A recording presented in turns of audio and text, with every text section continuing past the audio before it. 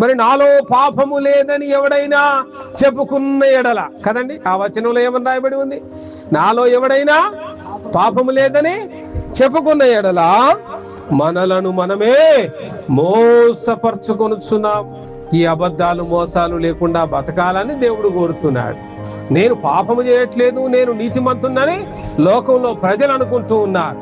కాబట్టి బైబిల్ అంటూ ఉంది, ఎవరైనా నాలో పాపము లేదని మీరు అనుకుంటే గనక మిమ్మల్ని మీరే మోసం చేసుకుంటున్నారు.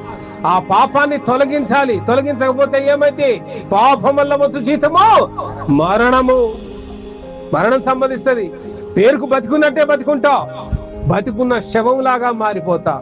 నీ ఉద్యోగంలో ఆశీర్వాదం ఉండదు, నీ కుటుంబంలో ఆశీర్వాదం ఉండదు, భార్య పిల్లలు మీ యొక్క సంసార జీవితంలో ఆశీర్వాదం ఉండదు, నీ గర్భంలో పుట్టిన నీ పిల్లల జీవితంలో ఆశీర్వాదం ఉండదు. చావంటే అది.